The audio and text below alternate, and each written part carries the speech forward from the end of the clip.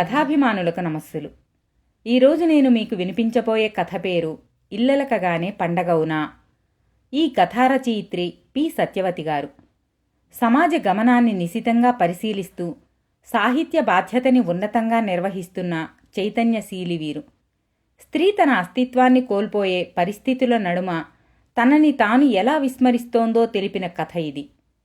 ఉదయం నవతరం వారపత్రిక ఈ కథని 1990 మే 4వ తేదీ సంచికలో ప్రచురించింది. ఇక కథలోనికి వెళ్దామా? ఇల్లాలు కాకపూర్వం ఓ యువతి చదువు, సంధ్య, తెలివి, చాకచక్యం, సమయస్ఫూర్తి, హాస్యం, లాస్యం అన్నీ కలిగిన అమ్మాయి. అమ్మాయి అందం, తెలివి, వాళ్ల నాన్న ఇచ్చిన కట్నం, బాగా నచ్చిన ఓ చిన్నవాడు ఆ అమ్మాయి మెడలో 3 ముళ్ళు వేసి ఓ ఇంటికి ఇల్లాల్ని చేసి, ఇదిగో అమ్ముడు, ఈ ఇల్లు నీది అని చెప్పాడు. ఆ ఇల్లాలు వెంటనే పైట నడుముకు బిగించి ఇంటిని అందంగా అలికి ముగ్గులు పెట్టింది. ఆ చిన్నవాడు వెంటనే ఆ ఇల్లాల్ని మెచ్చుకుని, నువ్వు ఇల్లలకడంలో నేర్పరివి, ముగ్గులు వేయడంలో అంతకన్నా నేర్పరివి, శభాష్, కీపిటప్ అని ఇంగ్లీష్లో మెచ్చుకుని భుజం తట్టాడు. దాంతో ఆ ఇల్లాలు తెగ మురిసిపోయి ఇల్లలకడమే ధ్యేయంగా తన జీవితాన్ని కొనసాగించింది. ఎల్లప్పుడూ ఇంటిని పరిశుభ్రంగా అలికి రంగురంగుల రంగవల్లికలు తీర్చిదిద్దింది. ఆ విధంగా ఆమె జీవితం 3 అలుకుగుడ్డలు 6 ముగ్గుబుట్టలుగా సాగిపోతూ వచ్చింది. కానీ ఒకనాడా ఇల్లాలు ఇల్లలుకుతూ అలుకుతూ, నా పేరేమిటి చెప్పమా అనుకుంది. అలా అనుకుని ఉలిక్కిపడింది.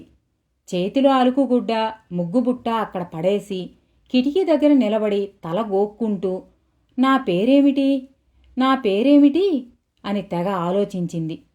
ఎదురుగా ఇంటికి నేమ్ బోర్డు వేలాడుతోంది.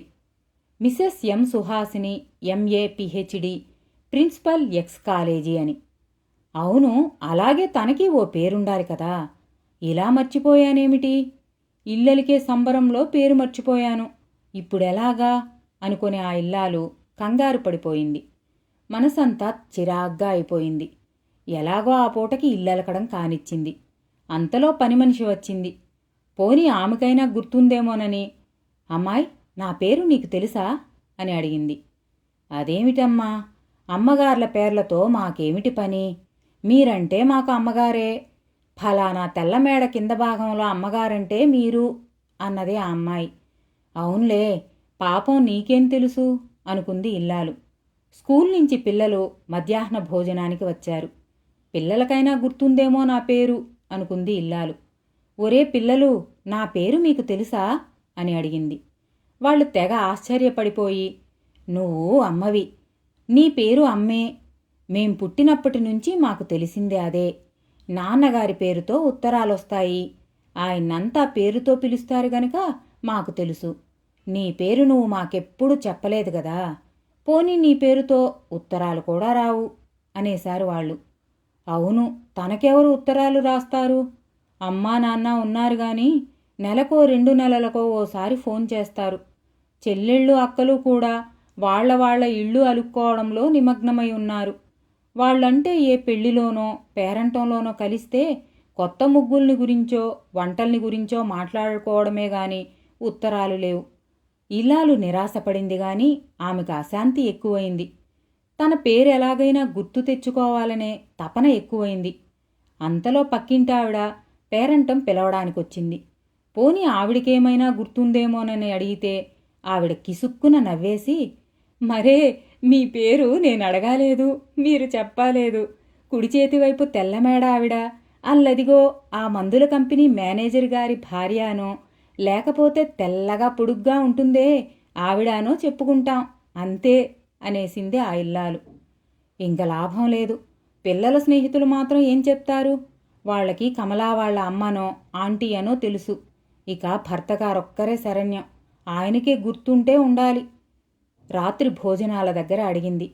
ఏమండి, నా పేరు మర్చిపోయానండి, మీకు గుర్తుంటే చెప్పరా?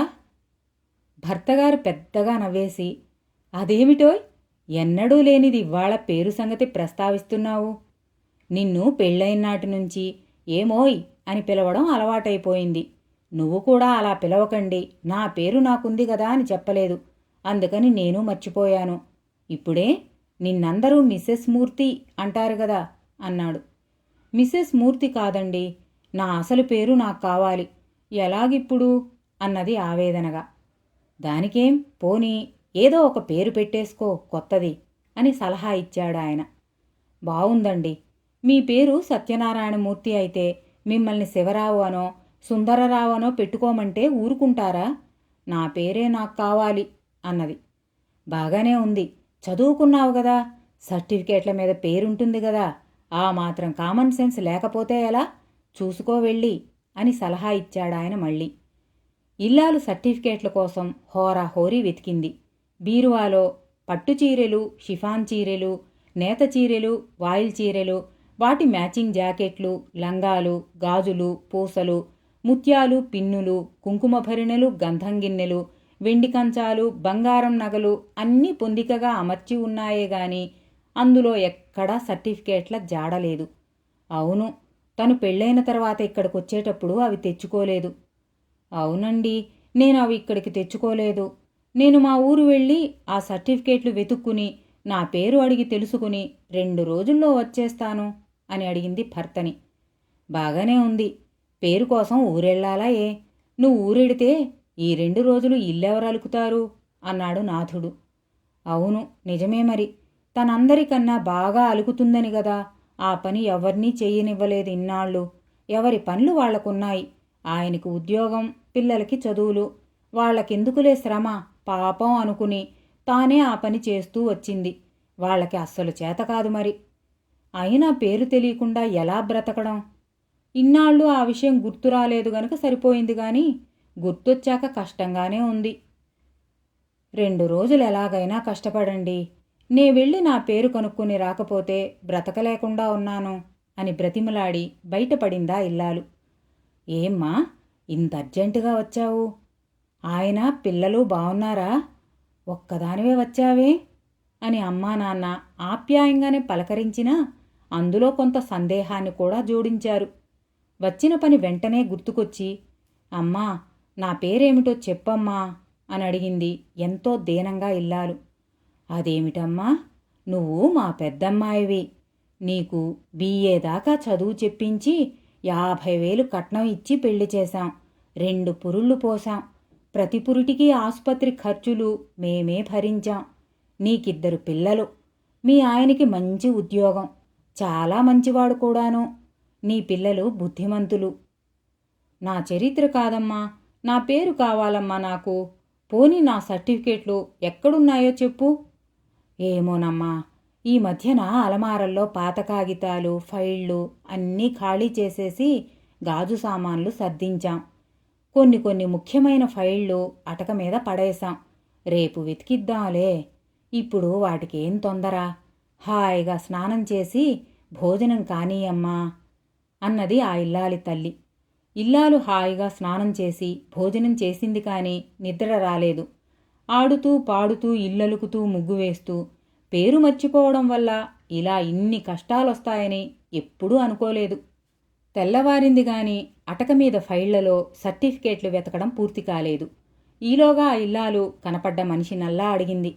చెట్టునడిగి, పుట్టనడిగి, చెరువునడిగి, తను చదివిన స్కూలునడిగి, కాలేజీనడిగి, అరచి ఆక్రోశించి ఎట్టకేలకు ఓ మిత్రురాలిని కలిసి తన పేరు సంపాదించింది. ఆ స్నేహితురాలు తనలాగే తనతోనే చదువుకుని, తనలాగే పెళ్లి చేసుకుని, తనలాగా బ్రతుకు ఇల్లలకడంగా కాకుండా ఇల్లలకడం బ్రతుకులో ఓ భాగంగా బ్రతుకుతూ తన పేరును తన స్నేహితురాళ్ల పేర్లను కూడా గుర్తుంచుకున్న వ్యక్తి. ఆ స్నేహితురాలు ఈవిణ్ణి చూడగానే గుర్తుపట్టి, ఓ హాయ్ శారదా, నా ప్రియమైన శారదా అని కేకలు పెట్టి కౌగిలించేసుకుంది. అప్పుడా ఇల్లాలిని దాహంతో ఆర్చుకుపోయి ఎండిపోయి ప్రాణం పోవడానికి సిద్ధపడిన వాడికి కొత్త కూజాలో నీళ్లు చెంచాతో నోట్లో పోసి బ్రతికించినంత చందంగా బ్రతికించింది ఆ స్నేహితురాలు. నువ్వు శారదవి. మన స్కూల్లో 10th క్లాస్లో ఫస్ట్ వచ్చావు.